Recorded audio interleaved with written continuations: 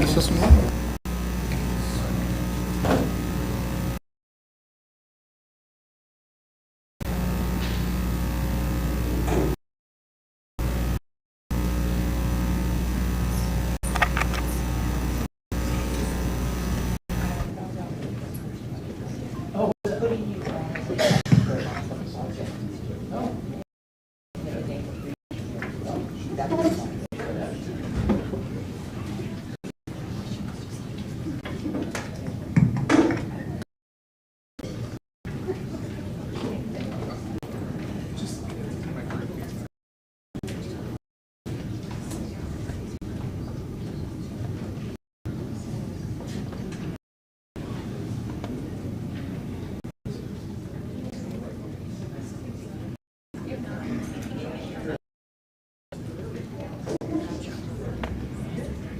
Welcome, everyone. I have to turn the mic on. Welcome, everyone. It's going to be time to start the meeting. It is now 6:30, and open session will be called to order. Jeremy, would you like to lead an invocation? Yes, let's do a little bit different with our moment of silence. I think it's definitely noted that we have a lot of storms going on in the country, stuck in Florida. We even have some Canyon Lakers that are stuck out there. So let's have a moment of silence and think of all the families, and obviously we'll be praying for them as well. Thank you so much. Dear Heavenly Father, you know what's going on in the country, Lord, with the elections, with the storms, everything that's happening, Lord. I just ask for peace. I ask that you be with the families, Lord, as they're going through very difficult times, and you provide for them, Lord, and give them the resources that they need to get out of the terrible situation that they're in, Lord. Please just protect families and be with them, and let us continue to do good things here in Canyon Lake, Lord, and be as supportive as we can and when we can. And in your name, amen. Amen.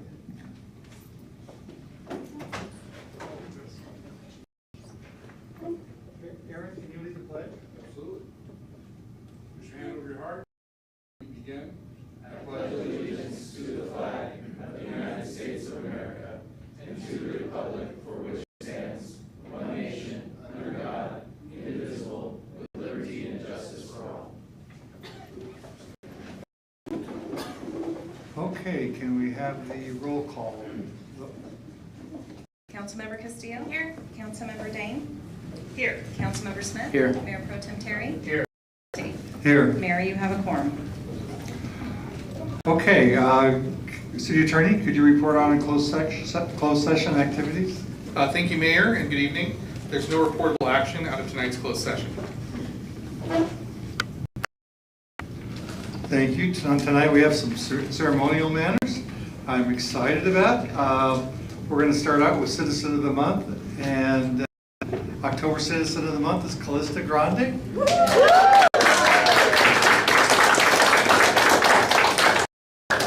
Tonight we honor Callista for her to the city of Canyon Lake. Born and raised in Southwest Riverside, Callista has spent her entire life in the area and has called Canyon Lake home since 2018. She's a devoted mother to 3 children, Zane, Odessa, Malaya, grandmother to her son, Zane, too. Callista, say the second. Okay, Zane also.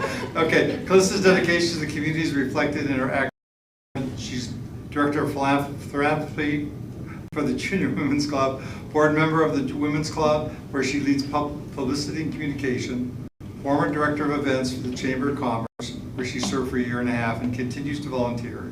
She's a member of the Young Old People's Club and a member of the Mermaids Club. In addition to her club affiliations, Callista is passionate about philanthropy and continues to serve others beyond these organizations and always following her heart and giving back.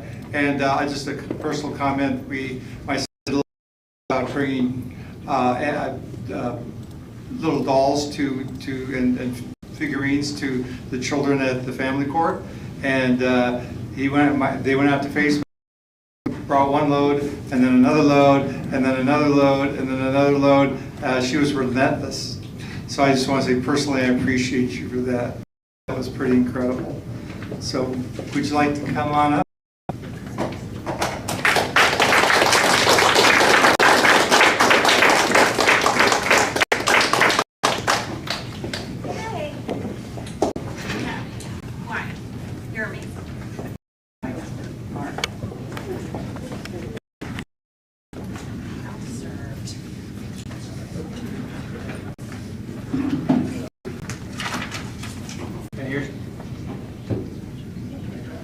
And here's your. And would you like to say something? All right. I've never known her not to say. Outspoken, but not in moments like these. What do you want? Closer. Sure. You want to do a little better?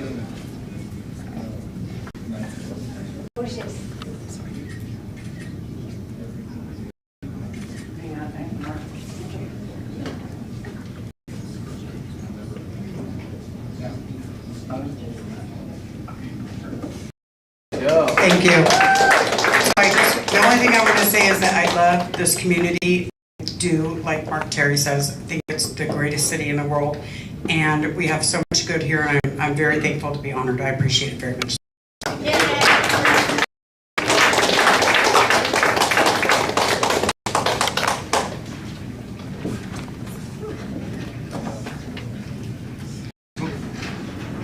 Her smile haunts me at times. You know, you wake up and there's this big smile on your image and oh, this is a smile. Me too. John says me too.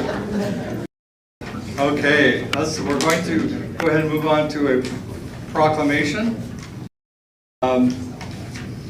Proclamation for Fire Prevention.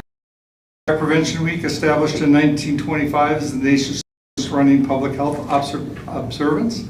It takes place each year during the week of October 9th in remembrance of the Great Chicago Fire, which began on October 8, 1871, and left 100,000 people homeless while destroying more than 17,400 structures. In 1871, 100,000 was a lot of people. It was a big town going down. This year's campaign is Smoke Alarms, Make Them Work for You, focuses on educating everyone about the critical importance of having functioning smoke alarms in their home. The campaign emphasizes 3 key actions: install, test, and replace. Install smoke alarms in every bedroom outside each separate sleeping area and on each level of the home. Test smoke alarms monthly by pushing the test button. Replace all smoke alarms when they are 10 years old or stop responding when tested. During Fire Prevention Week, Canyon Lake firefighters provide life-saving public education to significantly reduce fire-related casualties. The City Council proudly proclaims October 6th through 12th, 2024 as Fire Prevention Week and presents this proclamation to the City of Canyon Lake Fire Department in recognition of their incredible efforts. Okay. I think we should get them all up here, don't you? Yeah. We want all our firefighters to learn.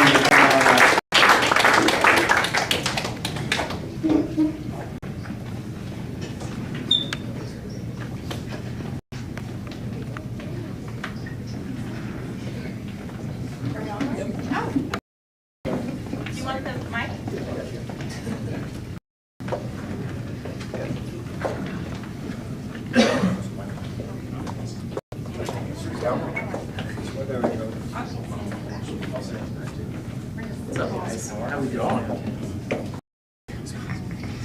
Okay, the proclamation reads, whereas the City of Canyon Lake is committed to ensuring safety and security for all those living, working, and visiting our city, and fire is a serious public safety concern, both locally and nationally, and homes are in locations where people are at the greatest risk from fire. Whereas roughly 3 out of 5 fire deaths happen in a home where no smoke alarms or no working smoke alarms, according to the National Fire Association. And whereas spreading awareness of this necessary step ensures your smoke alarms are working. And whereas these steps include installing a smoking alarm in every bedroom, testing your smoke alarms at least once a month, replacing smoke alarms if they're 10 years old and don't respond when tested, whereas smoke alarms cut the risk of dying in half, whereas smoke alarms are an essential component to fire escape. Whereas Canyon Lake residents should be sure everyone in their home understands the sounds of smoke alarms and knows how to respond. The Canyon Lake Fire Department is dedicated to reducing the occurrence of home fires and home fire injuries through prevention and education. Whereas 2024 Prevention Week theme, Smoke Alarms, make them work for you, effectively serves to remind us of installing and maintaining and testing alarms in your home. Now therefore let it be proclaimed that the City of Canyon Lake recognizes October 6th through 12th as 2024 as Fire Prevention Week in the City of Canyon Lake. In doing so, we urge all the people of Canyon Lake to focus on creating practicing an escape plan to keep them and their loved ones safe. Thank you, Mr. Mayor. If I could make an announcement, we're all going to start doing free smoke detector tests at home. So if it's not working, we'll come out, we'll give it a test. If it needs batteries, we'll replace the batteries. We want to encourage the people to test their smoke alarms, make sure they're operating, because 5 deaths that occur in a home are because of a non-working smoke detector. So we want to do our part to try to mitigate that. So we thank you, the fire department, for recognizing this important week. Thank you. We appreciate everything you do for us. And 60% dead and lost of life is a pretty big number, so let's smoke detectors tested. Thank you.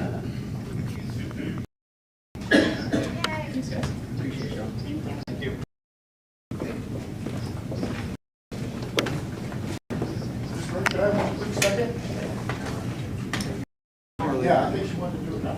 Okay. Okay. Would you like the power? You know, I'll do it right this time. We had everybody up there. The opportunity. Jeff, don't sit down.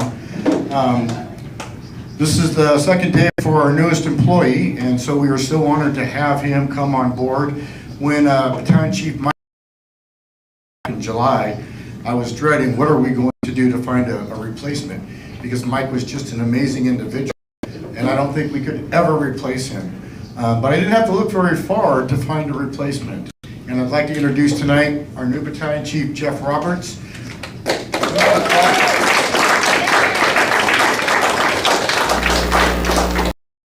There's a lot of people in the community that know Jeff. He has been with Riverside County CAL FIRE for over 30 years.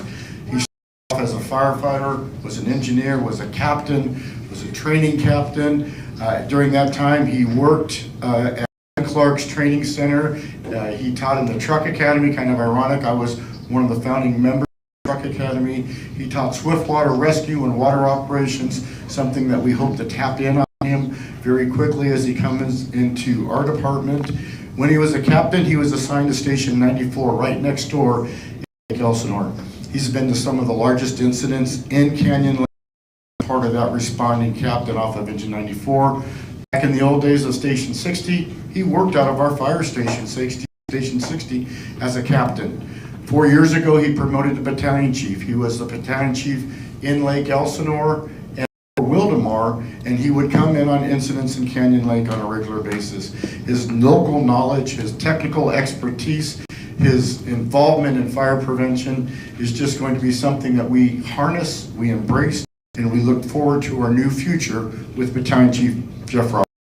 I'd like to invite his wife to come up, Melissa, who's going to have the honor of the tradition of pinning his Battalion Chief badge on him. I'm actually going to have Kayla do it. Nice. Is this the one in the Fire Academy? So this is his oldest daughter, and she is in the Fire Academy at Ben Clark right now. She was an ambulance operator for the city of Glendale and is working hard to follow in her father's footsteps as a firefighter. So here you go.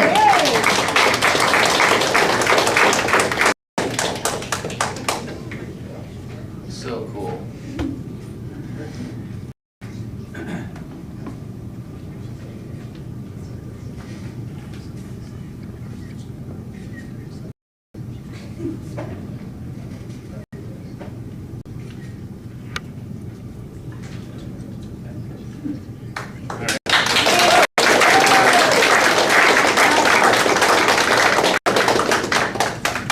So again, congratulations to Chief Roberts. I can guarantee you his response times are going to be incredible.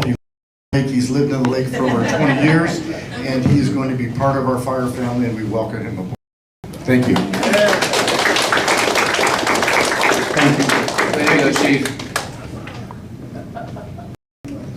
That's super exciting. Yeah, that's super exciting. I want to say one thing, Chief. I had the opportunity of hanging out with you before you came on board, and I'm really excited that you're here. I really am. I know that you might be showing up to 911 calls in a golf cart, which will be a little bit different for us, but we'll appreciate it because you'll be there quick. But your experience just in the region, coming to Canyon Lake, the residents truly don't know how lucky they are to have you as our BC. So I just want to say that personally. Thank you. Seriously. Thank you so much. We appreciate it. Mayor, if I may, we have one additional presentation tonight.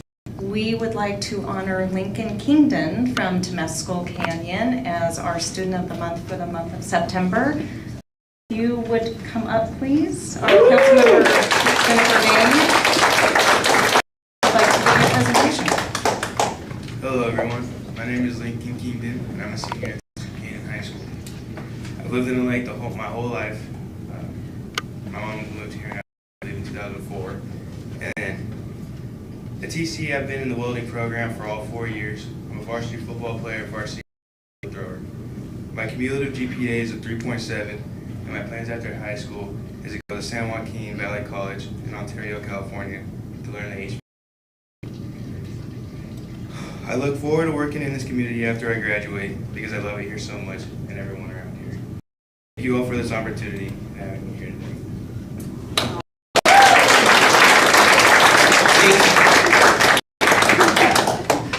I have just a couple of things to say. Our Student of the Month presentation that was supposed to happen in September happened today because of the fire. So this was our first one of the year. So Lincoln is one of the first awardees of the year, and he's a football player. I don't know if you said that. And one of the things that Coach and Principal Hill said about him is that he's such a encouragement to the underclassmen. So he's the unofficial captain, and I get this wrong, but leader in forced fumbles. So football people, I think that's great. And There's one, that's one. There's one fumble. wait, See, he's already That was causing it. unforced. Well done. and very happy to have Principal Hill here for the first time for our Student of the Month, and Lincoln's parents and Chris. So congratulations, we have another certificate for you. for your student of the month, and a little gift. We love out of these months, out of 20,000 kids in the district, there's about, is it eight kids a month winning. So it's a very big honor, and you know, in our little city of Canyon, we're very happy to have one of our own as one of the honorees. So congratulations.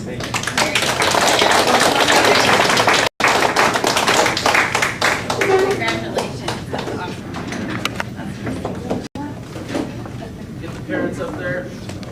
Parents. Come on, Mom, Dad. Parents, Mom, and Dad. Mom and Dad's buying you dinner tonight. Hey, congratulations. You guys did work to help. Congratulations. Good job. We approve. Yeah. Good to see that. Sir, how are you? Thank you for coming. You donating here? You are. Yeah.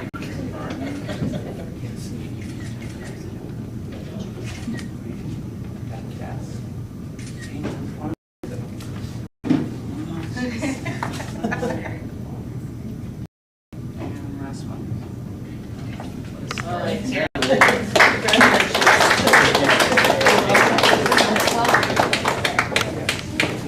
It's always makes you feel like a lot of optimism coming your way.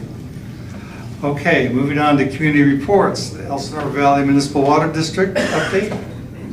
Jeremy, did you? Yes, Darcy, so last month, she was talking to us about impact fees. So she just wanted to let me know that it looks like her board will, they thought there was a decision made, but it looks like they're going to open it up for discussion and continue moving forward with possible different options. So she wanted me to say that. So it's not dead yet, I guess. Good news. Thank you, Mr. Mayor. Okay. Property Owners Association, Board President Bill Van Vliet. Mayor Walty, council members, staff, it's been a while for me, and good to be back. First of all, I want to start off and congratulate you on a very successful State of the City event. The event was great. It was a great turnout. We saw a number of people from all around the region, and the video you guys produced was very professional and very well done. gave nice color for our community, so I want to congratulate you guys on a job well done. Last week was a very busy week for all of us. In addition to, we had a board meeting, we had State of the City, we had a car show, which was very successful. We had over 200 cars there as well. I know Mayor, Jeremy, you had a couple of cars there too, and so that was, it's always a great event. It was a little toasty in the afternoon, but if you got there early, it was very, very well done. Also, on the same weekend, we had our city golf tournament. And again, very well turned, a lot of people turned out, great event. And we appreciate the fact that the city, the water district, and POA had teams getting that. So a great event for everyone. At our board meeting last week, there were kind of two significant achievements. The first one is we passed a resolution to remove some very old and antiquated language in our bylaws. And what they do is the bylaws state that there's only one prime member allowed per property, and it defaults to the husband. And that, although that has not been our practice for many years, it's still in our bylaws. So we cleaned that all up and said it's now up to the members. They can choose, if it's a joint tenancy, you can choose whichever member you want to be the prime, and if not, it'll default to whoever's the first person listed on the title. So about time to get into the millennium as far as that goes, and change all of that kind of language. The second thing we did is we passed a number of consolidation of our rules. And many of you know we have many pages of rules. I think 180 pages of rules. That's to keep everything going. And we reduced it by about 10%. But there are a lot of duplications and duplications and redundancies that we've passed to clean that up. So that was that. Looking ahead, I want to remind everyone, Halloween's probably the next big event that's coming up. One of the practices that we put in place for almost a year now is that we restrict entry of service providers. And that's had a big impact. Had a big impact on the 4th of July. It's had a big impact on all of our major events. And so I want to remind everyone that if you do need a service provider in for food or whatever, that you have to call them in as a guest. But it has substantially decreased our traffic in. And other than that, any questions for me? No. Keep up the good work. Appreciate you. Thank you so much.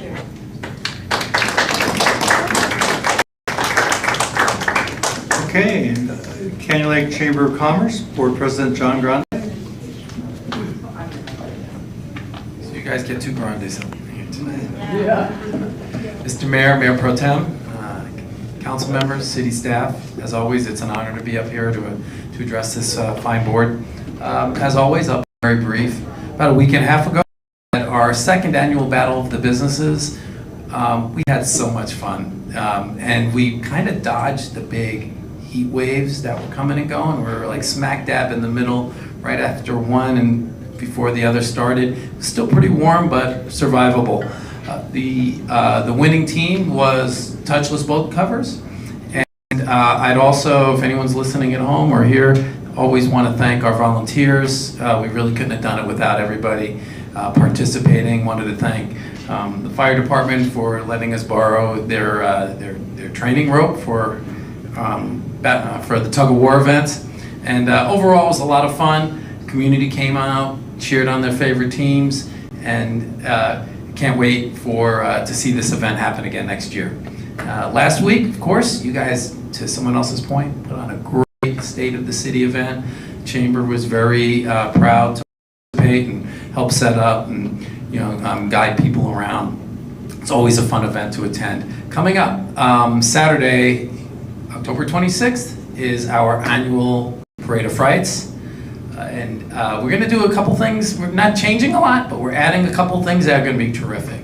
About a year or so ago, I was having a conversation with Chuck Golding. A lot of us know Chuck. And as it turns out, he was on the original board of directors for the Chamber of Commerce. And he's the one who told me he came up with the idea of Parade of Frights. And the reason why they did that was not a lot of people in Canyon Lake knew about what businesses and services were available in the town center. So what better way to do it is to have all the kids coming with their parents to trick or treat from business to business, and that's what introduced them. And so what we're going to add to that, because Callista and I were having a conversation, and along with the board, saying, you know what, we have more than a few businesses that are not in the town center, either over Eastport or home-based businesses. So we're going to give the opportunity for businesses to sit at a table and also hand out candy. So we don't want to limit to just town center people. And this is a huge event. The other thing we're adding, I'm glad that Troy's here, or did he leave already? Oh, he did left. Okay. So one of the things we're adding is going to be a doggy costume contest. So Mayor Welty, Councilmember Dane, I know you two definitely have dogs, but bring them down. And the reason why I mentioned Yard Fresh, it was their idea, and they're going to be the judges of the event. So in addition to all the kids marching around and parading their costumes, you're going to bring Z2 here as well? That's my grandson, by the way. So that's right, that's right.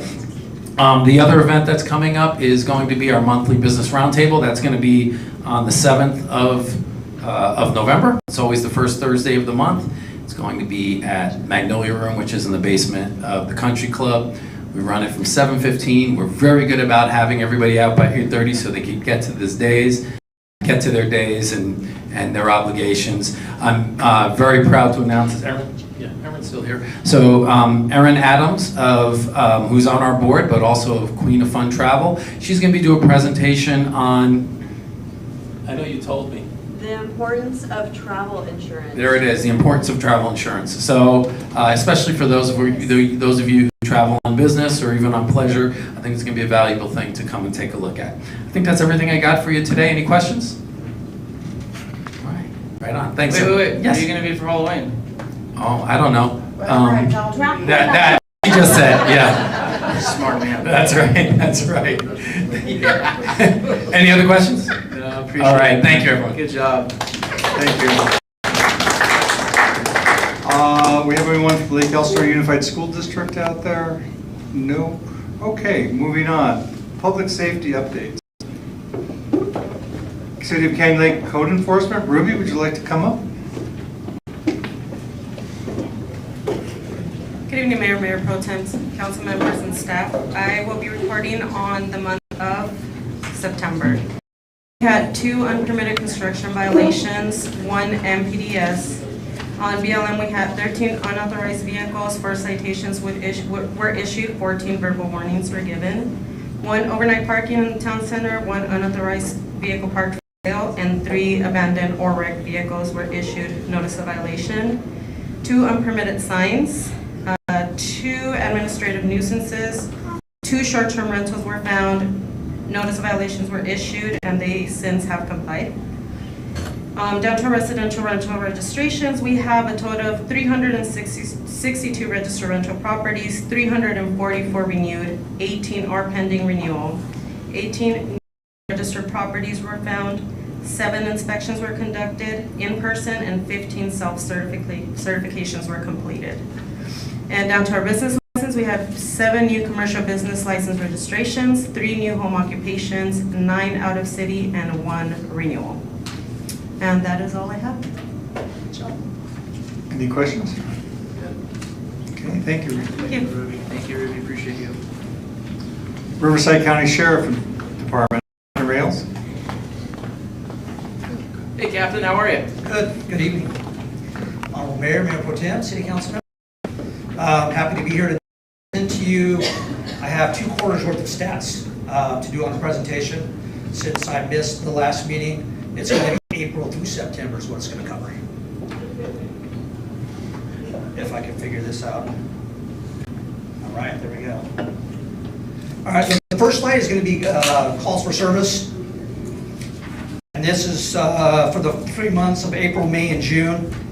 Total calls for service in April were 382. In May, it was 416. And in June, it was 360. If you look at the gray bar right underneath those, that'll show you the calls for service from last year. So you can see that April was a little bit higher. May and June was actually lower this year. And we broke down the calls for service in the bars down below. The first bar is midnight to 6 a.m. Next bar is 6 a.m. till 12 o'clock noon. The next bar is 12 o'clock noon until 6 o'clock at night. And then the next bar will be 6 o'clock at night until midnight. So as you can see, most of the calls for service in those 3 months are going to be from 6 o'clock at night till midnight. The majority is going to be from 12 to 12. And that's calls for service plus self-initiated? Both. Okay. Both. Next slide will be the months of July, August, and September. In July, almost even with 498. August, 395, also really close. September, 350, which is down quite a few from the year prior. As you can see, in the bars down below, we're almost in the same situation where most of your calls of service are coming from 6 o'clock at night till midnight, or your self-initiated calls. Next slide will be all the arrests made in the city of Canyon Lake. If you look at April, in the green, that will be 6 felony arrests in April, 3 the prior year. In May, we had 4 felony arrests and 3 the prior year. And it flip-flops in June to where we had 1. But we had 2 the prior year in June. Misdemeanors are on the other side with 4 in April, 7 in May, and 2 in June. I have a question. Are any of Go ahead. those warrants or That's every arrest. just Anything from whatever? warrant to on-view arrests, any type of arrest. That would not be arrests that were made from investigations. Those are standard a little different. These would just be patrol-related arrests. And if you look at July, we're up to 8 felony arrests, 2 from the year prior, 2 in August, and then 1 in September. And in July, 7 misdemeanor arrests, 3 in August, and 2 in September. And you can see that July, obviously, because of July 4th, a lot going on, we're going to have more arrests that month. Next slide is your Part 1 violent crimes for April, May, and June. In April, we had 1 assault. We had no robberies, no sex crimes, no homicides, same as prior year. In May, we had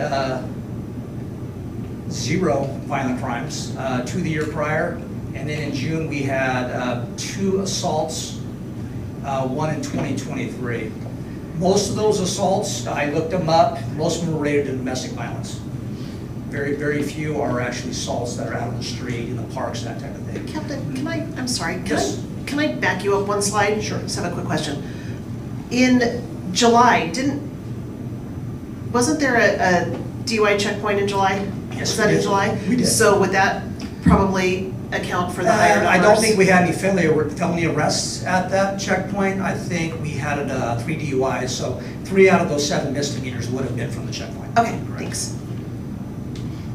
I'm sorry, I thought we didn't have any arrests on 4th of July this year.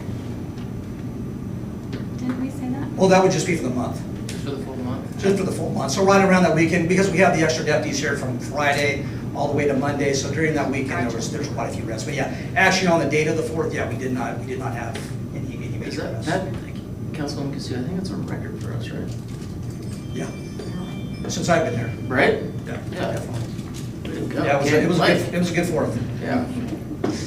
Okay, so that covers April, May, and June. We'll look at violent crimes from July, August, and September.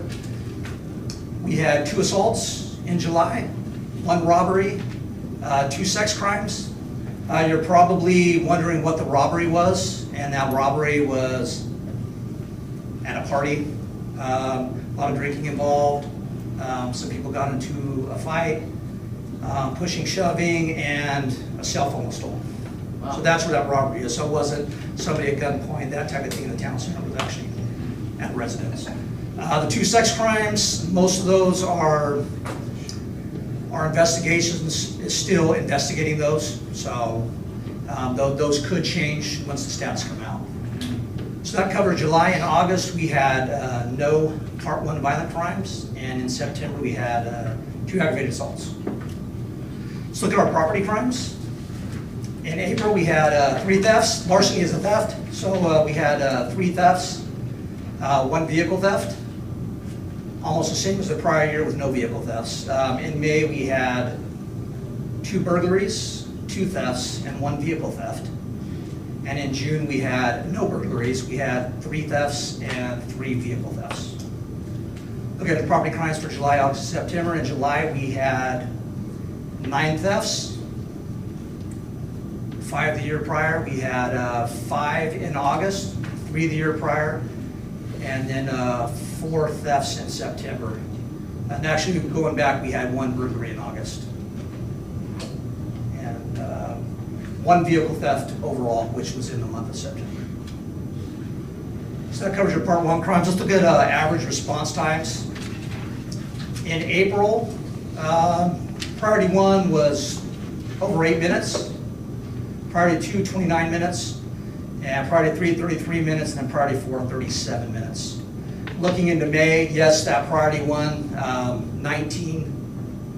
just over 19 minutes. I went back and looked, and there was one call that skewed that entire thing. And what it was is it was a medical aid overdose. That should have been changed. The call for service should have been changed by the deputy as far as what it was. They should have changed it to an AOD, which they did not, so it stayed a priority one. That would have slipped it down to a priority two. And that would have brought that down probably back in that range of 8 minutes. So looking at June, 8 minutes, 28 seconds, and then the priority two, just over 20 minutes. Looking at July, same, right around 8 minutes for priority one. Same for priority two, right around 29 minutes. August, just over 8 minutes, and then just under 8 minutes in September for priority ones. Is it weird, Captain, to see priority three and priority four be less than priority three for the month of July? Yeah, Just a protocol thing? priority three and priority four, it's not a big difference. Yeah. It just matters what it falls as. Obviously, priority one's our highest priorities, and that's why I'm focusing on that. Priority two is our next priority, but that deals mostly with property. Yeah. So I'm more worried about the priority ones, Yeah. which is a little high right now. I'd like to see it, normally here it's in the 7 range, 7.5 range. I've done stats for all of our cities and our county areas lately, and our priorities were up a little bit for priority ones. I don't know if that's related to the fire, if it skewed it or what happened. But here we don't, it didn't change our staffing levels. We had 2 citations written and 2 DUIs. In June, we had 6 collisions, 38 citations, and 3 DUIs. So you can see it's quite a bit up in June. You're going to see the same thing in July. We had 3 collisions and 36 citations, 4 DUIs written. We did have the checkpoint that month, so that's the reason that is up. In June, I had a couple of deputies that were out here, and I pushed them heavily towards that 4th of July weekend to do some traffic-related enforcement, which they did, and it brought that up to 36 citations. So that's why June and July, towards the end of June and the beginning of July is where you got most of those citations, which is over 70. August, we had 12 collisions, up quite a bit, and 1 citation written and 1 DUI. In September, 7 collisions, 2 citations, and 2 DUI arrests. And that covers all the stats for those 3 months, if you have any additional questions.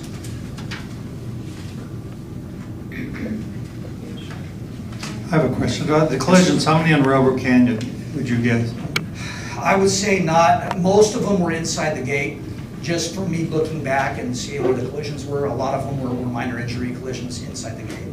There was a couple on Railroad Canyon, but most were inside. And they go slower inside the gates, they tend to, so the collisions are a little less. Hopefully. Yeah. That's usually why they're less, Less damage, less injury. Less damage, less injury inside the gate because it is lower. I have a question about that. Does that include hit and run? Yes. Okay. Because we have those. Yep, that's considered a traffic collision. Captain, can you help me understand a priority 2 call? You write pose or did pose immediate threat to human life or property. Could you give me an example of that? And the reason I ask is it would help me better understand about a half-hour response to a priority 2 call. Priority 1 is your highest level of call. That is the same as the fire department when they're responding code 3 to a call with lights and sirens. You get there as quickly as possible. And it's usually somebody overdosed, there's a medical emergency, a baby's not breathing, could be a man with a gun, could be somebody armed, that type of thing. A family fight to where there's maybe a knife involved or a gun involved. We're rolling code to those. Anything below that, there's not going to be a code response. So it's going to be driving normal, obeying the laws of the road. And usually that's a lesser call to where it's usually not any injury to a person. It's going to be, it could be a fight. A fight's going to be a priority 2 unless there's maybe a gun or knife involved, some type of weapon, baseball bat. That would bump up to priority 1. But if it's just a fight in the street or an argument, that type of thing, that's going to be a priority 2. An alarm call at a business is going to be a priority too. Those types of things. Burglary in progress could be a 1 or a 2. Usually it's a 1 if there's someone inside the house. On a priority 2, is it 1 officer, 1 deputy responding, or are you sending 2 deputies to that call? It matters what the call is. Most domestic violence calls are a priority 2. We're going to send 2 deputies on those. Robbery could be a priority 1 or 2. We're sending 2 deputies. Burglary is going to be a priority 1 or 2. You're usually sending 2 deputies just to stabilize the situation. I'm really not trying to press you. Oh, no, I have. It's my understanding that we have 1 deputy who is servicing Canyon Lake at any point in time during the day. Is that correct? Correct. I'm just seeing 29 minutes, 26 minutes, and 25 minutes. Can you help me understand that time for a deputy who is, in my understanding, either in Canyon Lake or out at our town center? Is that the case, or? If you look at all the calls for CERVIC, it's pretty sporadic. If the deputy's on another call, on another 1 or 2 priority call, got it. He's staying on that call until he finishes it. Now, a priority 2 call, most likely, if it's not going to be long, we won't send another deputy knowing that he's going to be on that call, but it could be 10 minutes, which delays it. If it bumped to a priority 1 call, we're going to pull another deputy into the city to handle that other priority 1 call, so you'll have 2 in here. But it's up to the decision of the supervisor to make those adjustments and bring additional deputies in. Excellent. Thank you, Captain. But that priority 2 is not anywhere from 15 to 25 minutes. Is pretty normal for any city. Excellent. Thank you. And that's why our bill like kind of fluctuates, because every time we pull in a second deputy, we get billed line item. If you pull in a second deputy, if it goes over 30 minutes, then we bill. If it's under 30 minutes, we don't bill. 15 minutes. We changed it to 30. Oh, okay. It was 15 for about a month. Okay. We were trying something new. It was too much for accounting and finance, and it kind of got convoluted. We switched it to 30 minutes. So every 30 minutes now it's. We'd be willing to accept an hour. So not too often. I mean, there is additional billing that happens, especially if you have a large traffic collision, and we have to bring additional resources into traffic control and that type of thing. Thank you. All right. Thank you, Captain. City of Canyon Lake Fire Department, Chief Latendis, good to see you again. Good evening again, Mr. Mayor, Mayor Pro Tem, City Council, City Staff, Jeff Latendis, your Fire Chief. And I'm here tonight to present not just the monthly statistics for September, but since we were dark in August, I'm catching up for August too. So it may take a little bit longer to get through everything tonight. So for the month of August, we had 86 emergency responses. 1 month later, we had 111, and so September was our second busiest month for this year, and one of our busiest months since the fire department started operations in January of 2022. In August, we had 6 fire responses, 56 medical responses, 1 hazardous condition, 8 service calls, 14 good intent calls, and that came to the 86 responses. In September, we had 4 fire responses, 73 medical responses, 8 service calls, 15 good intent calls, and 1 special incident. Our fire calls for the month of August, on August 3rd, we were part of a mutual aid or an automatic aid response to the 27-300 block of Jarvis in Meadowbrook. There was an approximately 1 acre brush fire there that our engine assisted on. On August 4th, we had a vehicle fire at the intersection of Sparkle and Canyon Lake Drive South. The engine compartment of that vehicle was fully destroyed. On August 6th, we had another vehicle fire. This one was in Meadowbrook in the 20,300 block of Mountain. The vehicle fire actually spread into the vegetation, and so it was a fairly large response for that one. On August 13th, we had an equipment fire in the 29,400 block of Stampede Way. That turned out to be a fire in a water heater. On August 16th, a structure fire in the area of Meadowbrook in the 22,300 block of Hyatt. It was a modular home with a fire in an attic or a basement crawl space. And then on August 17th, we had a structure fire in the 29300 block of Vacation Drive, and that was started by a barbecue on a wooden deck that started the wooden deck on fire. So half of the fires in August were in Meadowbrook? That is correct, yes. You know, it's interesting, speaking with Chief Roberts lately, he said with his tenure in Riverside County CAL FIRE, he ran most of his fires into the Meadowbrook community. It was a very active area for fires. Our September fire response is September 10th. Everybody knows this one. It was a brush fire. Our units initially responded to the Abrahill Ranch and Nicholas Road area. This was the airport fire, and our firefighters were part of Riverside County Task Force 2, and they were deployed for over 2 days to that incident. On September 13th, there was a vehicle fire on Highway 74 in Riverside Lane in Lake Elsinore. That turned out to be a false alarm.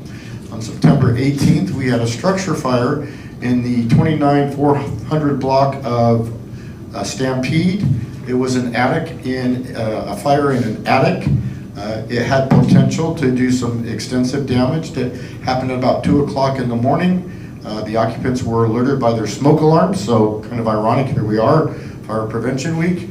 They got out.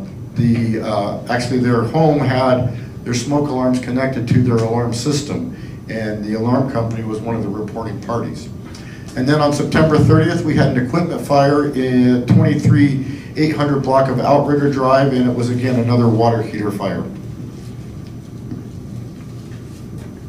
Our time of day, it's kind of interesting when I watch the captain give his report. A lot of times when he's the busiest, we're the slowest.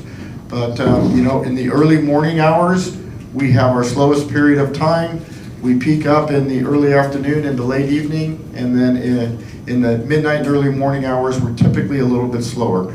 Here in August, you can see we're really slow in the morning hours and stayed fairly consistent throughout the rest of the night. During the month of September, this slower period stayed longer in the morning time, and then it really peaked about 6 o'clock at night, where over the month, 12 of our responses were in that time period. Again, we try to plan our responses or our training during the slower period so our activities are not impacted by emergency responses. Overall, as we look where the fires occurred, it's always consistent. The majority of our incidents occur in single-family residents. But again, during the month of August, we had 1 response to the fire station, and during the month of September, we had 2 responses to the fire station. So again, whatever we try to do, if we can get the word out, we're not always there. Please call 911 and the closest available resource will be dispatched. This is just again a heat map of the month of August of where our responses were inside Canyon Lake. A little bit different from the month of September. And then we look at our response times. During the month of August, our turnout time, and that's from the time we hear at the fire station of an incident until we actually go en route or responding to it. During the month of August, it was 1 minute 2 seconds, and during the month of September, it was 1 minute 7 seconds.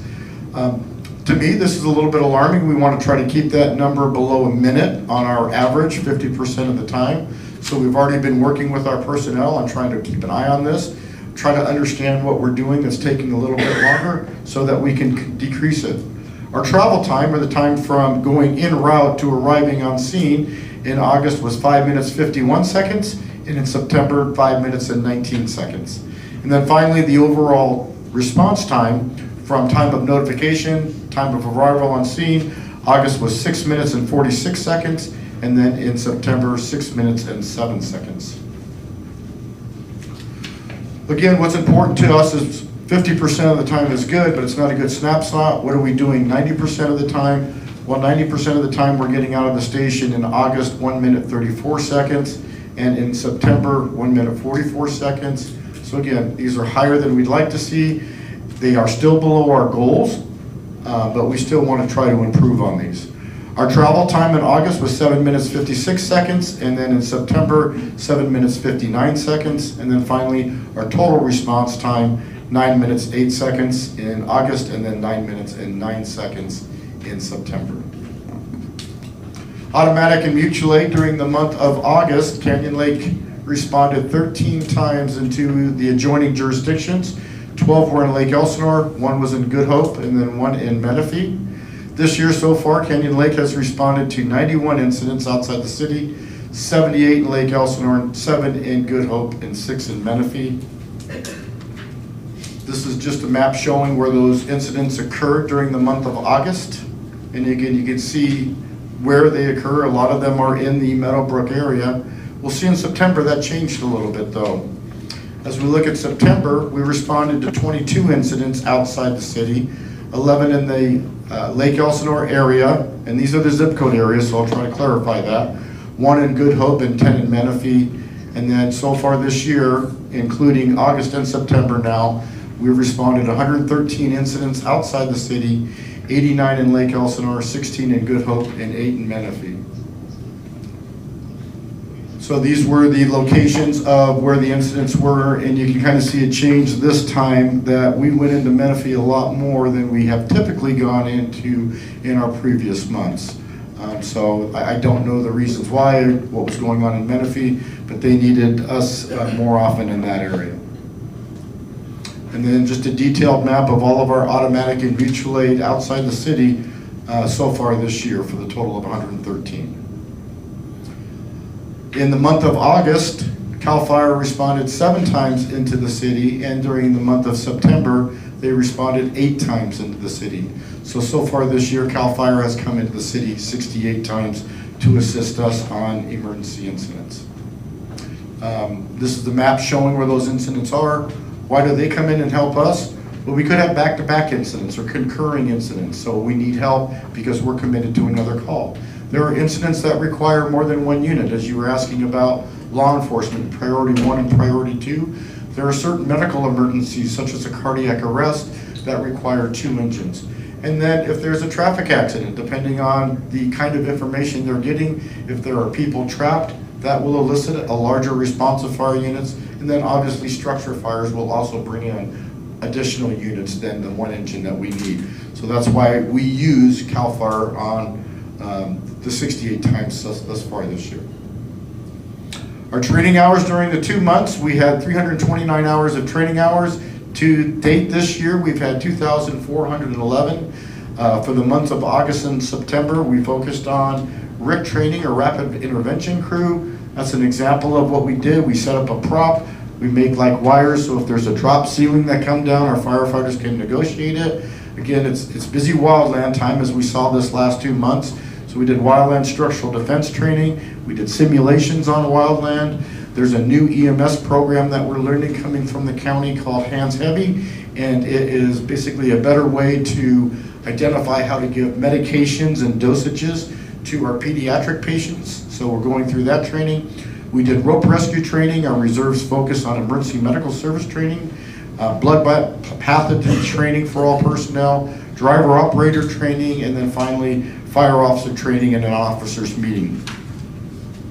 Public education during the 2 months, we did the Taco Tuesday and the last one with the Maui Sunday. We were here for the City Hall groundbreaking. We had a team as part of the men's club golf tournament, and the firefighters were out there encouraging us. Wild 9/11 Patriots Day ceremony at City Hall or at the fire station was canceled. We had a private ceremony, and it was still very special and moving. We participated in the Kids Derby, Kids Fishing Derby, Harbor Fest, Battle of the Businesses, and then finally our daily interaction with the community. A significant event, kind of talked about it earlier, was the airport fire.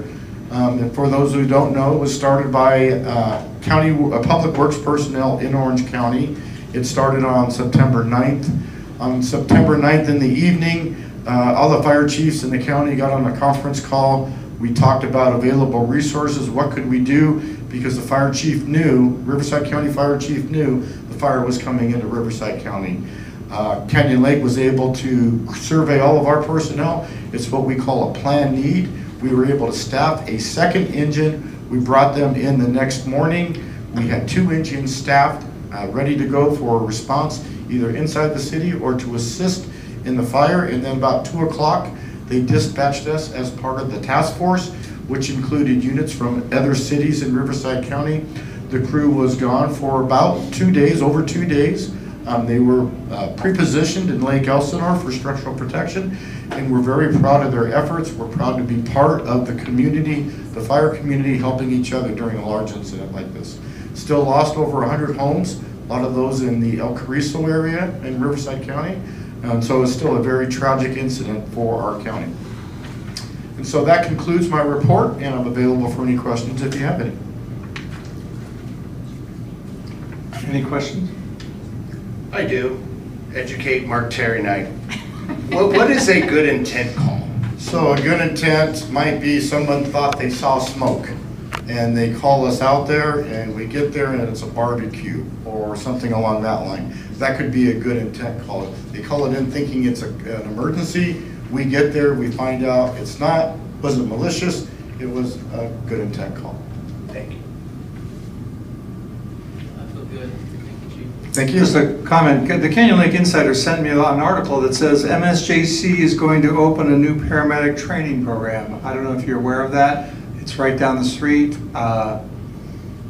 Friday. I got the same text, and so I think that's great news. Any place that we can get more of our local individuals trained in paramedicine. I think Supervisor Jeffries recently put out an article that talked about the critical shortages in public safety, in firefighting, in paramedicine, in law enforcement, California Highway Patrol, and anything we can do to bring more people into the profession, it's only going to help all of us. It's just nice to see something within like basically e-biking distance from our fire stations rather than having to travel to Riverside. We fully agree, and we hope there's some way we can partner with them in the future, bringing in reserve firefighters from there, giving them experience. You know, we're willing to partner with them and help out as best we can. That's awesome. It sounds wonderful. Yeah, thank you. Thank you. Thank you, Chief. Okay, that will end that section. Do we have any public comments? Mayor, we do not. Any, both on non-agenda and on consent agenda? That's correct. Okay. Okay, council member reports. Anyone like to go first?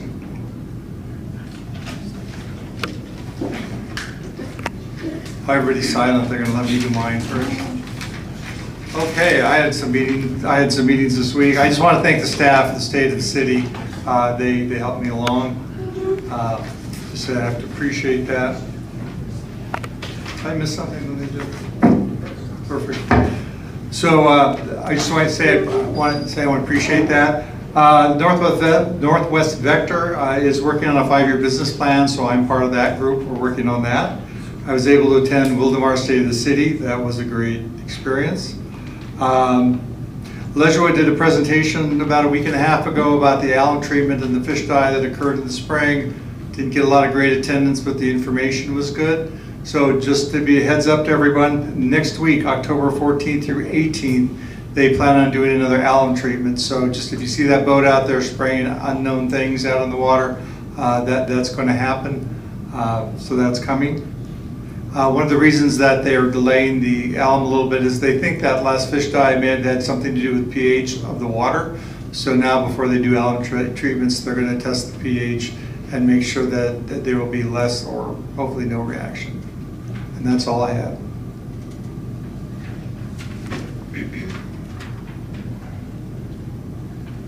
Okay, moving on to the consent agenda. Well, I'll give an update if we're just gonna do it that way. Oh, wait, you want everyone to give an update? You have stuff to say too, right? Sure.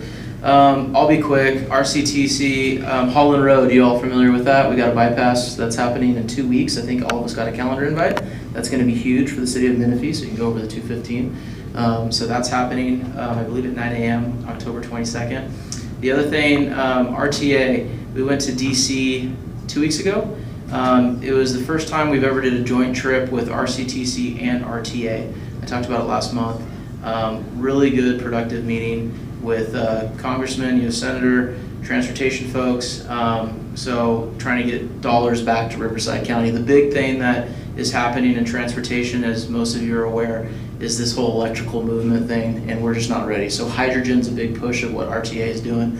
Another shout out, we have, 27 days now away from an election. RTA is giving free rides to the polls. So pretty cool, countywide. So anyone can hop on a bus and get driven to a pole if they can find a route that favors them. Our CEO implemented that pretty much on her first day as CEO, so it's pretty cool to see that. That's it. Thank you, Mayor. Okay, Mark, are you ready? I am. My wife and I had the opportunity to attend the Riverside Recovery Resource Comedy Night. Riverside Recovery Resource is a 501c3, and they are a nonprofit organization that provides alcohol and drug addiction recovery opportunities. And it was a fantastic event. It was held at Lake Elsinore Casino, CJ's Bar and Grill, believe it or not. And it was completely sold out. And I don't want to make light of this, but to keep up with the 2-drink minimum. But raised several $1,000s, and 50-50 ended up going back towards the organization. It was a very successful night, and very high on this organization, and look forward to working with them in the future. The next time we meet, there will be a new president-elect. Is that correct? And I just want to remind our residents that not only as a U.S. citizen do you have the privilege of voting, or the right to vote, but you actually have an obligation to vote. And it's an overused term when we say this is perhaps the most important election in this country's history, but I truly believe it. And I would encourage our residents to pay attention to not only the national election, but pay attention to your state election, your county election, your propositions. All of these things matter. And just in closing, I encourage you to vote and get involved. Thank you, Mayor. You're welcome. Anyone down that way? Sure, I'll go. Great job to the city staff. Absolutely. On State of the City. Really enjoyed it. Want to give a shout out to our city manager. You're doing a great job. I'm just want to tell you that. Additional update is next Wednesday is the Inland Empire Blues Officer of the Year recognition, and for Lake Elsinore Station we get to recognize Rolando Lopez. I'm very excited about that as the 2023 deputy from that station, so we're excited to see everyone there for that. And the 24th, Pumpkin Bash, which is going to be amazing and probably the best event ever. Best. Obviously. So no pressure, but going to be perfect. You mentioned that we do have obviously the election. Not only do we have the state and city, but we have school board election going too. Absolutely. So that's super important for our Canyon Lake kids.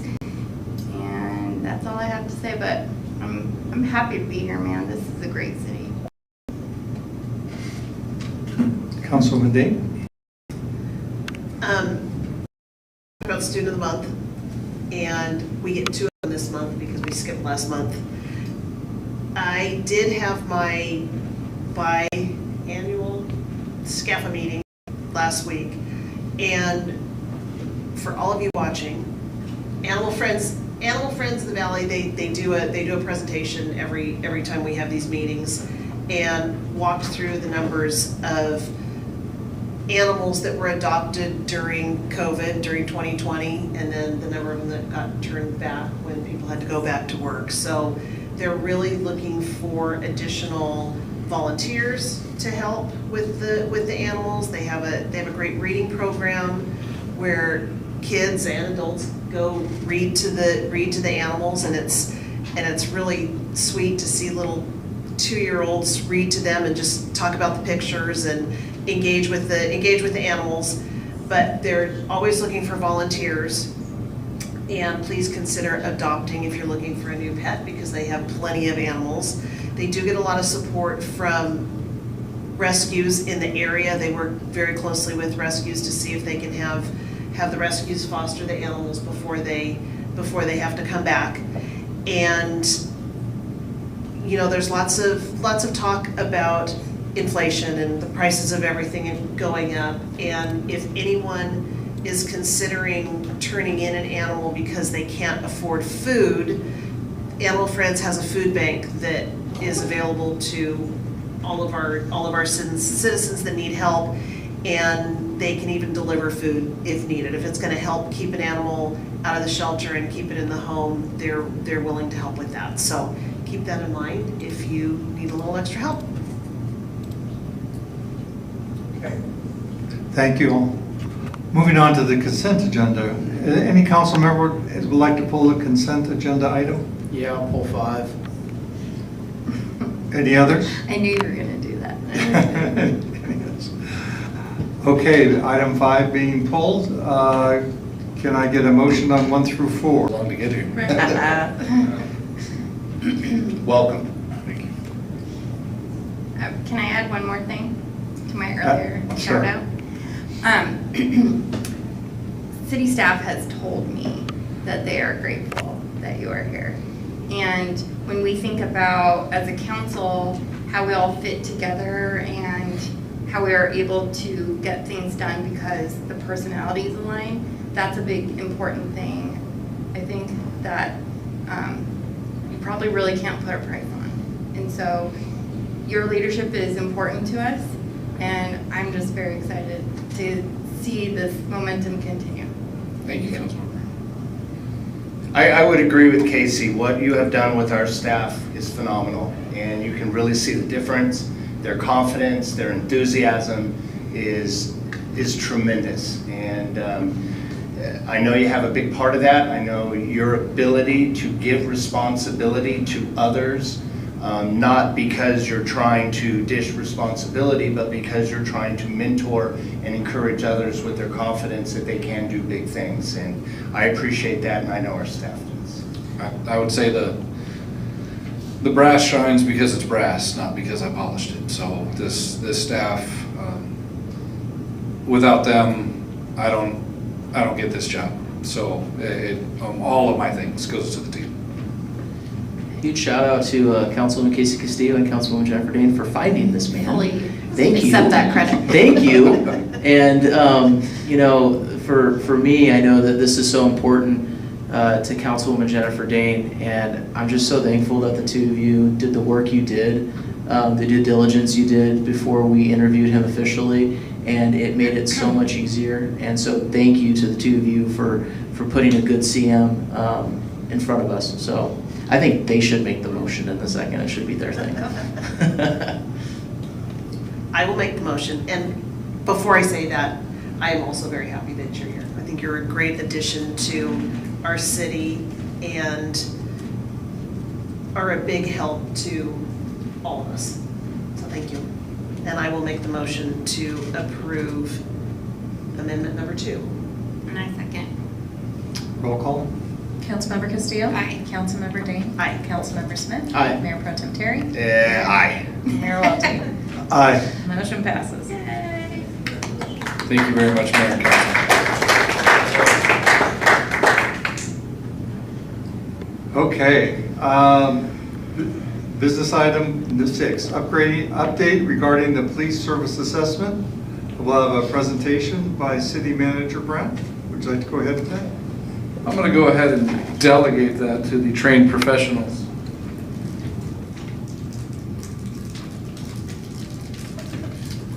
Good evening, Mr. Mayor.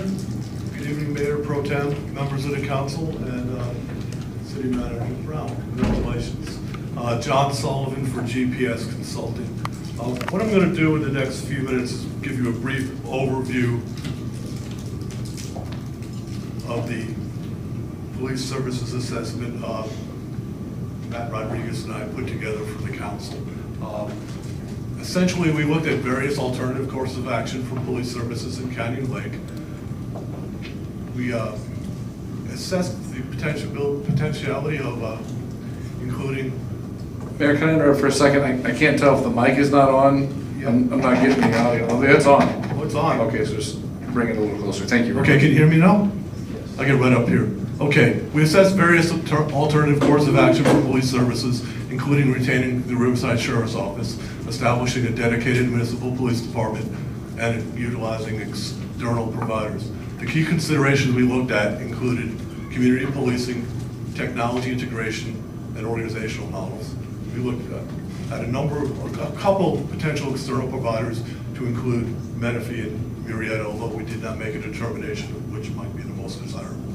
The alternative courses of action that we essentially looked at were, number one, the status quo, retaining Riverside Sheriff's Office. Number two, providing enhanced oversight and contract compliance goals to the Riverside Sheriff's Office, or status quo plus. Establishing a dedicated municipal police department, looking at a long-term contract with an external police provider, including both police and community service officers, looking at an interim contract with an external provider for the same, establishing a hybrid service model, which would be an external service provider plus municipal paraprofessional providers that could be with the Riverside Sheriff's Office or an external municipal provider. That could be done either in the interim or in the long term.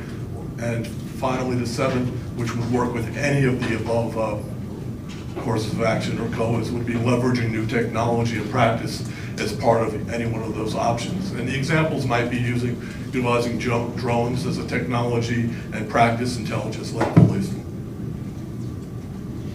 So questions for consideration for the city council. One, do you consider creating your own police department? If so, would it be a hybrid model, which, if you recall, our last briefing was employed in the city of Lancaster in Los Angeles County with some good effect, or a full service agency, which obviously would be more costly.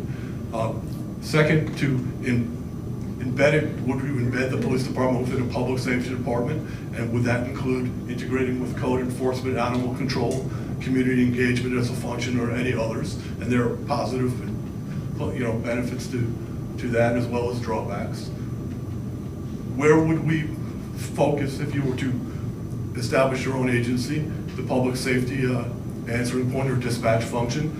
Would you continue to contract with Murrieta? Would you create your own? There's a number of options there. What would the future relationship with Riverside Sheriff's Office be? And whichever way you went, there's going to be a relationship with the sheriff. The sheriff's the chief law enforcement officer of the county. There are countywide functions that need to be provided. There's law enforcement mutual aid. Wherever you go, they're a partner. They're part of the process. What would the relationship with the Property Owners Association contract security be? If that is a key core question, whichever model you go with, to move forward.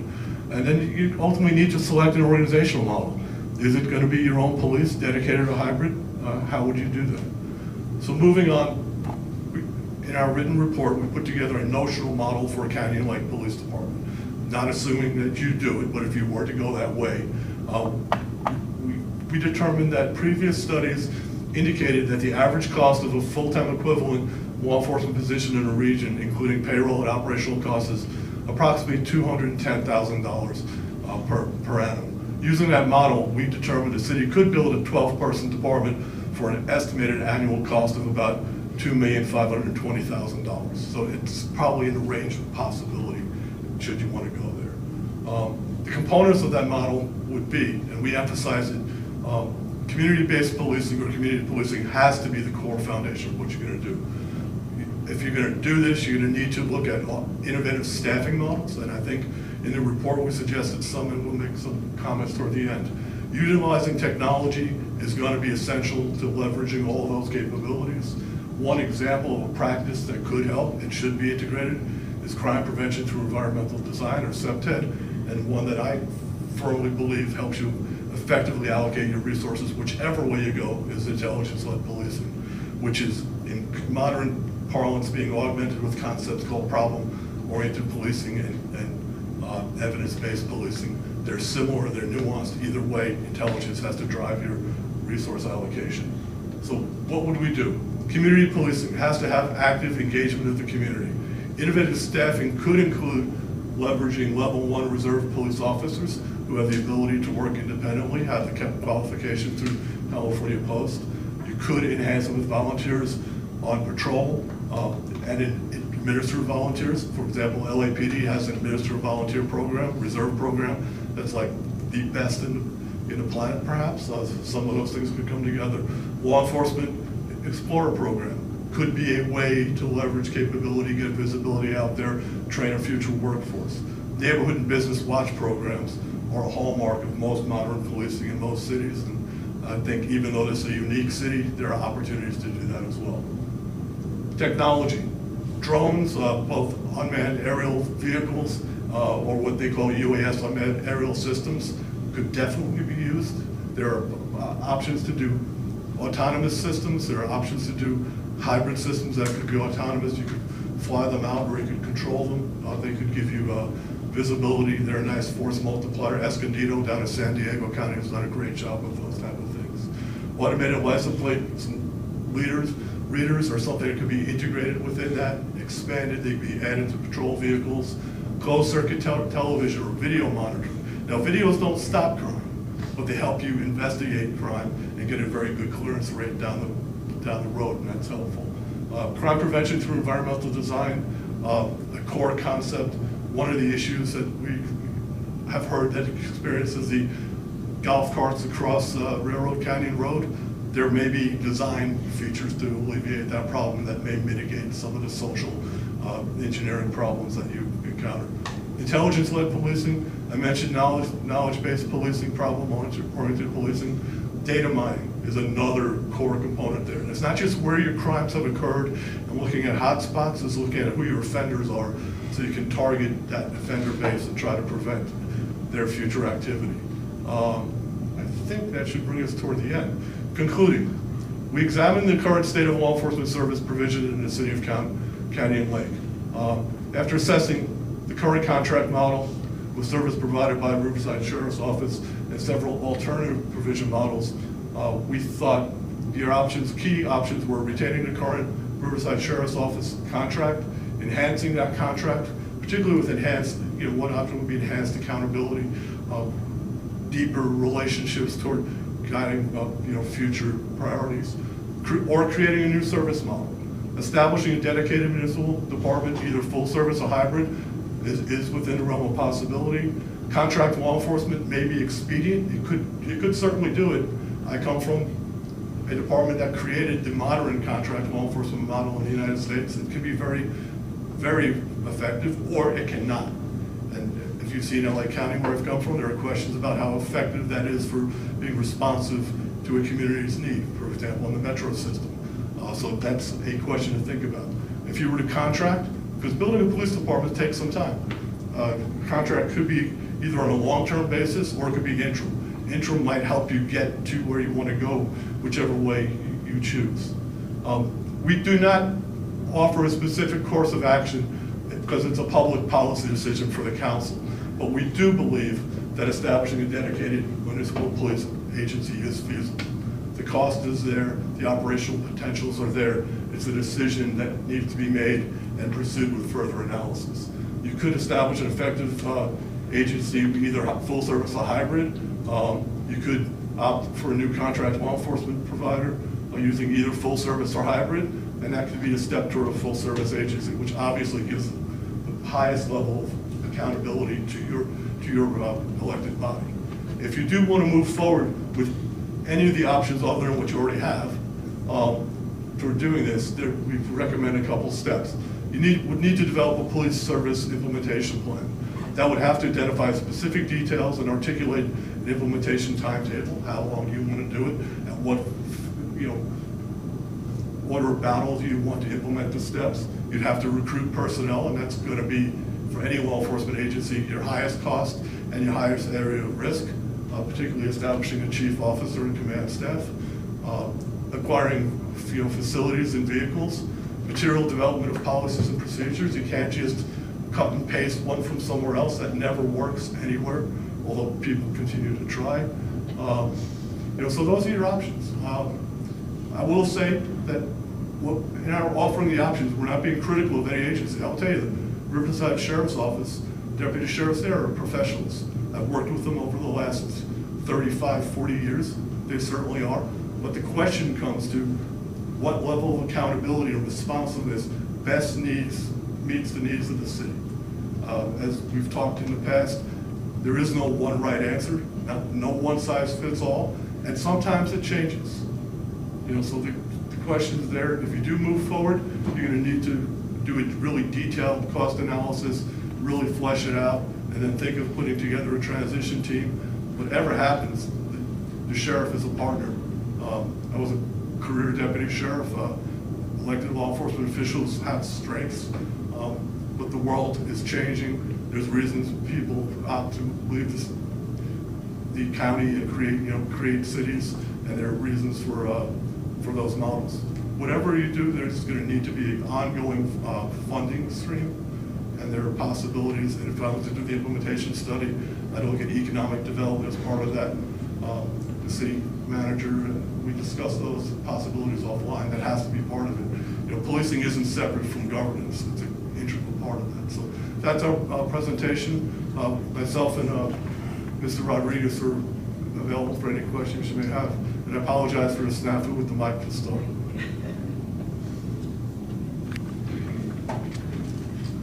Any questions? That's a lot of information. Well, there's a lot there. The written report covers in a bit more detail. I hope you can hear. The written report has more detail. And obviously, if you were to go down any road toward implementation, obviously a detailed implementation study would need to be conducted. And that would be developed in conjunction with the city manager and his staff, and obviously your consultation. I got a few questions. Thank you for the presentation. We appreciate the follow-up, especially the way that the two of you decided to break up this conversation. I think last month we looked at the data and the statistics, and now we looked at a different approach of alternatives. In your research, there had to have been some common denominators, if you must, in regards to whether it's call time or types of calls or types of service that we need. In your experience, do you believe that what's lacking in Canyon Lake is a consistent presence, or is it the system that we currently have that's maybe causing some of the issues? What kind of feedback did your research show you on the needs and wants of what you think from a law enforcement standpoint Canyon Lake is needing? That's a complicated question with no easy answer, but I will say that given the cost that you're paying, you could, for the same amount of money or not too much more money, enhance the level of coverage. And there are ways to do that flexibly. I think having, there's not a lot of crime in Canyon Lake. That's a good thing. I'm not gonna say it's a bad thing. I look at the stats here. When I was a watch commander in LA County, I had weeks that we had more crime. I had more admin investigations of my personnel than you guys are doing. And that's good. You don't want crime. Having full-time supervision out there is valuable. I think the model could support having, depending upon how you staff it, with 12-hour staffing, 12-hour models, you might be able to get a field supervisor out there in addition to a police officer regularly. I think you could enhance the number of people with using reserves. And reserves don't always have to be paid. There are models depending upon what you negotiate. You don't have a union here, but what you negotiate, you could probably pay them as well. I think you could get more coverage. I don't think the quality of coverage you're getting is bad. I mean, it's certainly a professional police agency. They're responsive. They understand your needs. So I'm not critiquing the professionalism of any of my peer agencies. I'm saying that there may be more cost-effective models into the future that can be more accountable to the city council and maybe more responsive to the residents. But that's to be determined. I think a further study could look at each one of those options at greater depth. We did a very quick deep dive over a couple-month period. Myself and my partner, Mr. Rodriguez, have a pretty deep level of experience in law enforcement, and I've helped build several contract models for LA County, including one that's in current times being reconsidered, and they're looking at establishing their own police agency. And I'm not going to second guess the Board of Supervisors and the Metro Board. It's their ultimate responsibility. But as they move forward, I would tell them what I'm going to tell you is do a really good detailed assessment. Look at what it means to yourself, talk to your city manager, talk to the residents. The residents have to be part of the consultative process. So obviously they're the decision makers, policy makers, but as you know, getting buy-in from the community is essential, and that's underpins community policing. But I think more resources and a more intense, focused responsiveness to your governing board would probably be achieved, could be achieved, but it could be achieved through, you know, modifying a contract as well, you know, or your own agency. The hybrid model in Lancaster got the best of both worlds. They didn't get rid of the sheriff's contract. They added a directed patrol capability on top of that with a municipal agency to enhance the level of coverage. You know, so that's why I think a more detailed study could help you better understand what works best for you. We don't currently have CSOs. Do you see any kind of value in including them here? I think CSOs give you some flexibility. You know, community service officers are used throughout the United States. They're used in Great Britain, for example, for non-high risk calls, for report calls. You know, so the reports, you know, afterwards of burglaries or vehicle thefts that don't put somebody at risk. They use them for helping do traffic control. And in the current environment where some people are skeptical of the police for some lower level ordinance infraction, you know, or civil citation processes, similar to what, you know, code enforcement officers use. I think they give you flexibility. There are civilian investigators that could do some of those things. You don't need to be a sworn peace officer with the, you know, the incredibly, you know, beneficial retirement. All the cops, we love that part of it, but the cost is high. I think community service officers, some paraprofessionals can help be part of the model that moves forward.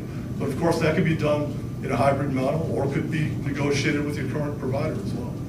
But CSOs give you flexibility.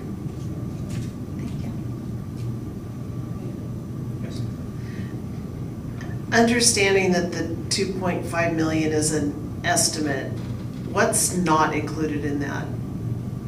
Well, obviously, Probably a big question. Well, obviously, you know, acts of God, you know, disasters, things that you don't know that are going to bring greater, you know, demand on police service. Those occur. Florida is probably considering that as an issue right now, and certainly with the enhanced risk of wildland fire and other things. So increased demand either in an extremist capability or should the population grow. If you were to annex unincorporated area, that would change those cost figures. If the sheriff and a board of supervisors of the county of Riverside decide to change their cost model because they want, you know, or their liability risk pool figures don't work out right, that could drive up the cost of policing. Those things are volatile, but they're usually not short-term volatile. But there is always volatility in the provision of government service. Did that include startup costs, or was that is what the costing would be for personnel? That's what the costing would be for personnel. Okay. The bulk of your equipment. The startup cost shouldn't be great. I mean, there's going to be a cost to an additional study. And I suspect it would be greater than for the initial police service assessment we did now. Yeah. Because it would be a great, higher level of effort, more work. You'd have to negotiate the terms. I mean, there's more moving parts to the implementation. But the implementation costs shouldn't double that. But there'll be implementation costs. Can you elaborate a little bit on technology? You spoke about drones, other technologies, and what I find intriguing about that is it kind of increases your presence. Would that be a correct? Yeah, well, it can increase your presence because you can make them visible. Although I've often told some of my colleagues when they're like, we're going to put out decoys, I'm like, you know what? The criminal element understands a decoy. If you don't wash the decoy car, it's dusty, it ain't going to work. Cameras, there are people who think we're going to put a camera up that's going to stop crime. Cameras don't prevent crime. They do enhance your, improve your clearance rate, which in the long term, has deterrent effect because you can incarcerate the people who need to be. They can provide visibility. They can provide enhanced sensing. And that's probably the best thing, because the most important thing, I think, and I spent the bulk of my police career doing intelligence, so I favor this. this, so there's a bias, I'll let you know. But good information allows you to make better decisions. And if I can understand the risk, I can understand where the crimes are occurring, I can understand the actors who are committing the crimes, I understand spatial dimension, the hot spots, are they there, what time these things are occurring, I can calibrate my response, I can get ahead of it. Using the drones are incredibly powerful. They sense, you can put cameras on them, you can put infrared devices, you can put motion sensors, you can put chemical sensors, automated license plate readers, and obviously those are not unknown here, but they can be placed on vehicles, they can help you search things, they can help you see things, develop patterns.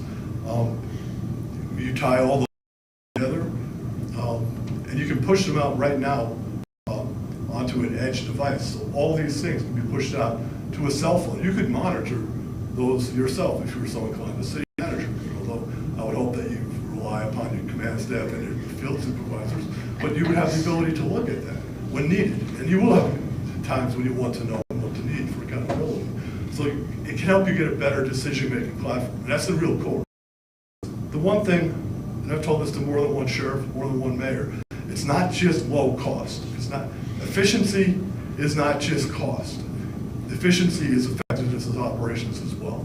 So sometimes paying a little more if you're getting better quality responsive service is worth it because you get what you pay for, right? But you need to calibrate that with your means capability. That's why we thought you have the foundation to support more if you want. The thing is, you don't just want to blindly put out more visibility because there's a concept called over-fortification. If you put a lot of cops out there, the public's like, why do we have all these cops? So you have to be subtle, right? That's why I talk about visibility has times when it's really good, and there are times like when you want to be really covert and be quiet. And you have to command decision on how you do that. And again, there's no one right answer because it's operational art, not science. But the better information you have, the better artist you can be. When you're looking at volume and the type of calls that we're receiving here in Canyon Lake, the sheriff's department. I'm a huge advocate for the sheriff's department, what they do. Their model is very unique though in regards to covering different areas. And would you agree or disagree that if we had our own standalone department that response times would be decreased because we're not jumping over to Lake Elsinore or to Paris or some of these other areas that we currently are having our deputy go to back up one calls? That's a really complicated question. And what I think is good to back up. I'm done asking questions because they're too complicated. No, I'm just qualifying because I'm going to give you a straight answer, but there's going to be contingencies.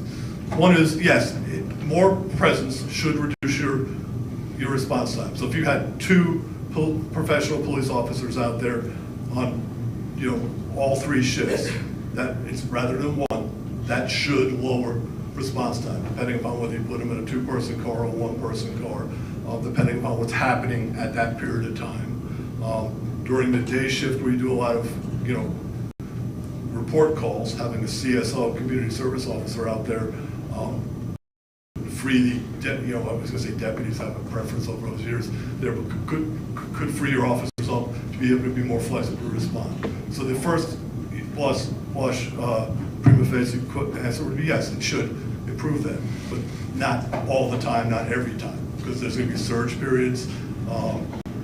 And putting more cops out initially could give you what appears to be more crime, because you may be sensing more crime. Yeah, that's what I think. There may be leakage now, right?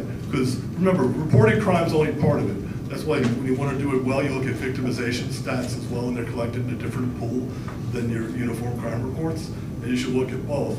And I found intelligence assessments, there's stuff that don't get in either. But in generally, yes, you could get greater coverage should improve response times. Good response times are important. Part of the thing is you want to have the good response times for the crimes that need it. Not every report call needs a cop there in 3 minutes. Right. So you set expectations. Some things you can take reports on the internet, create apps, and then for some crimes that may be even more acceptable to the public. I think and maybe it's generational. A lot of police agencies now don't respond to non-injury traffic collisions and leave people on their own. That's never been the model with the police agency I came from. LA County Sheriff respond to all, and if it's another agency won't take them, we'll go take them. I think that's got back. You have to balance that with the realistic expectation of the community and your need. But yeah, it should. I think the key is you could conceptually get not only better response time, I think you can get tighter supervision, because I think you could afford dedicated supervision. Deputy sheriffs and cops do a good job. Most of them don't choose this profession because they want to be slackers, but good managers, good commanders make sure they always do good work. So I think you get more accountability.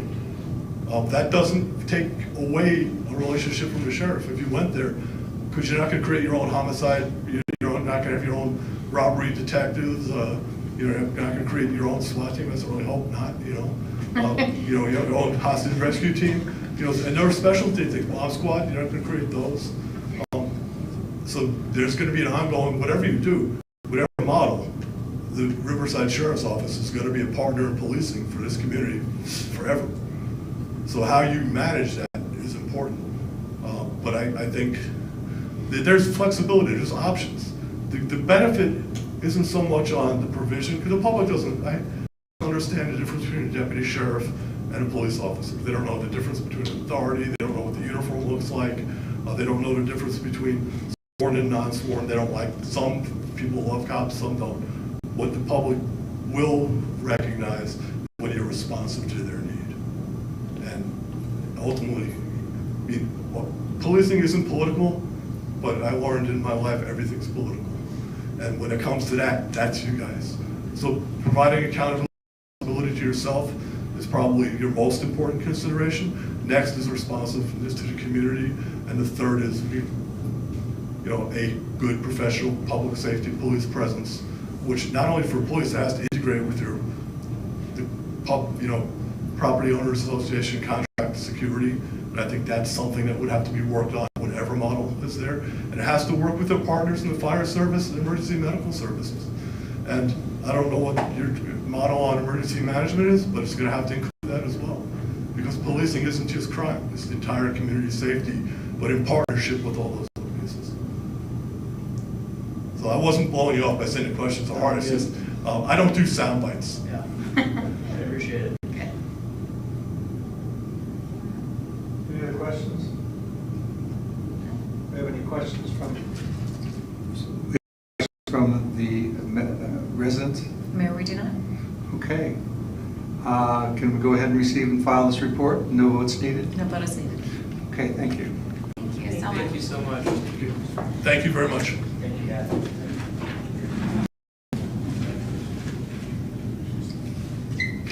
Okay, moving on to item 7, update regarding the council chambers renovation project, allocation capital funds for the project, and considering the award order for phase 2. Presentation by Mayor, Mayor Pro Tem, City Council, City Manager Aaron Brown. Congratulations. I am bringing forward an update regarding our progress with our renovation project. Talk a little bit about some allocations that we're asking for as part of that project, and then talk a little bit about the consideration of awarding for phase 2 as well. As you know, since August of 26, I believe, we started our construction project for our new council chambers, antechamber, and break room. Progress has been exceptional, tremendous. I don't know how better to explain the workmanship, the communication we have had with Lowe's Construction. The work that we've done, the progress of where we're at with the council chamber room, with some of the finishes that we're at right now, the progress of the antechamber room and the break room. Everything is moving well ahead of plan. I know we had a sort of a deadline to meet of December 6th. I think we're going to meet that relatively pretty easily. I can't give a date or a time because I don't want to jinx the situation. So right now everything's just moving extremely, extremely quickly forward. During as the project has been moving forward, one of the things that we found was that we needed to provide exceptional backup or a generator to be able to facilitate outages if and when they do occur, or more importantly, in a disaster situation. As government employees, as a city hall, we are sort of obligated as disaster service workers to be able to maintain operation and help and provide our support to our first responders when those type of situations do happen. Knock on wood, they never do. They haven't since I have been here, so hopefully that never does happen. But it's important that we have a generation that we maintain operational at all times. I can tell you one instance where power did go out here. I don't recall how long that it did go out for, but being non-operational for a city is not acceptable. So it's really, really important. In addition to the need for this generator too as well. As you know, we're looking into phase 2 of this project and moving administration into our new location as well too. The generator will help facilitate not just City Hall, but that also. It's important to maintain as much operational as we can for everyone that's kind of here. And that kind of leads me into phase 2. As you know, we had some of our challenges early on with our informal bids for our contractors. With how exceptional things have been going with Lowe's Construction, to me it only makes sense for us to look at an opportunity to utilize Lowe's Construction into phase 2 of this project. I think back in April when we adopted or approved the updated procurement procedures, it did allow us to expedite some of those needs in cases like this. So that does lead into us looking to give that local desire to our construction, Lowe's Construction, and requesting that City Council authorize the city manager to negotiate and execute all purchasing agreements and contracts in order to carry on to phase 2 of this project too. Question? I don't have a question, but I have a comment. It's great to hear that it's working out so well with one of our Canyon Lake residents. Yes. And I know he takes tremendous pride in creating our city hall in his home. So I love that. I would happily work with Lowe Construction for every project we have. We're very, very fortunate that he is a local, because I will, when this is done, I'll brag to every city around that if they want somebody to take care of a job like this, we know who to send it to. That's awesome. And Mayor, if I could add,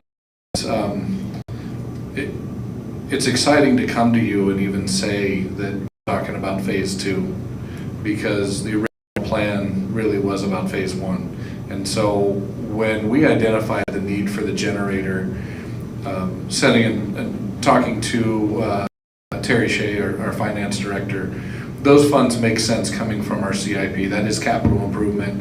It's there for the life of that thing. Chief and I have both probably seen them go 40 years or more, but they say on paper they last 20 years.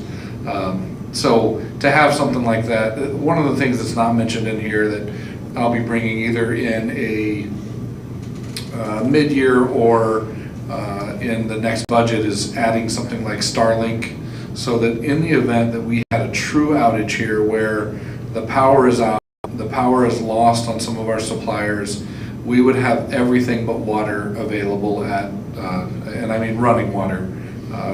We'd have everything but running water available that we would have control over. We'd have control over the generator, we'd have control over the ability to connect to that internet connectivity. So in terms of service, we wouldn't care, we'd be open for business and just keep rocking. So this is a very important thing in terms of what's called survivability, but just means the ability to keep your business running day to day. It'd be a huge asset to our residents as well in case there was a catastrophe. Absolutely. If I may, Mayor, can you give a little bit more detail where the initial funds came from for this renovation? Because I think that's an extraordinary story in itself, and you know, and how we have been good stewards of that money and how we are extending that greater beyond what we initially thought. Absolutely. So the city received ARPA funds like most other cities, and responsibly put that towards upgrading public safety, upgrading infrastructure, public safety. What was allocated from those ARPA funds was about $1.2 million in getting the drawings and going through what's called the engineer's estimate. I think it's going to be, the initial estimate was $1.2 million for what is phase one. The team and I sat down, and we're fortunate to have Mike and our city clerk Cheryl, Jessica, and David, our building official. We sat down and said, what do we need, what do we not need? Specifying things like, you see these TVs in front of you. This is a perfect example. Those TVs are the same TV that you would buy at home. So when you spec a commercial TV, those TVs would be somewhere in the neighborhood of $10,000 to $12,000 a piece. And that's because they are rated to be on for 3 years, 24 hours a day. I do not plan to be at a council meeting for 3 years for 24 hours of those days. So it doesn't make sense for us to go to that kind of Taj Mahal model. And so we really looked at what we could do to get more for that money. And I'm so proud of the team that we were able to figure out a way to take that 1.2 million, and instead of just doing phase one, and phase two was almost like a dream. Someday we've got a way here that we're going to get phase one and phase two completely done for, I mean, I'm not going to say it's free, because as taxpayers we all paid this money into the federal taxes, but it's not coming out of what was the general fund money from the city. It is the money that was provided to the city to be able to do things like this, and we are happily getting a lot of value out of that money. And as a result, phase one cost approximately $700. Below budget. That is well below budget. About $585,000 under budget. And we went through phase two, and we did everything of, okay, if we move this wall and not that wall, what does that save? We walked with the fire chief, been extremely helpful because he's also our fire marshal. He has about 17 jobs, so he walked with us and kind of gave us, this is what you need to do. This is a way to get what you need done. Been just instrumental in how we solve some of those problems and still maintain our requirement for life safety. So we've not taken any shortcuts or anything along that line. It's really just been, how do we save money, and everybody knows it as value engineering. So that leaves us approximately $570,000 to go towards phase two? Approximately 570, that's correct. We think, based on what we're looking at, because we would have, if council awards us the ability to do this, we would award that change order, and then we've got some minor things like data, and we've got Johnson Controls would need to move over our access control system. Minor things like that will fit in. We're estimating somewhere around $10,000 to $15,000 remaining, and we still got phase one and phase two completed. And we're saving approximately $40,000 by moving our staff. Correct, a little over $43,000 a year will be saved by moving this. I cannot be more happy. Yeah. I know that as a council that we have, when I first got on council, my good friend here really pushed me to make this happen. Was constantly asking me, as well as Councilwoman Castillo, what is the progress? And I cannot commend you enough for jumping on this as quick as you did, being as productive with this project as quick as you did. And to Mike, I know this is a dream of yours and it's finally coming true. Cheryl, I know you were involved from the very, very beginning.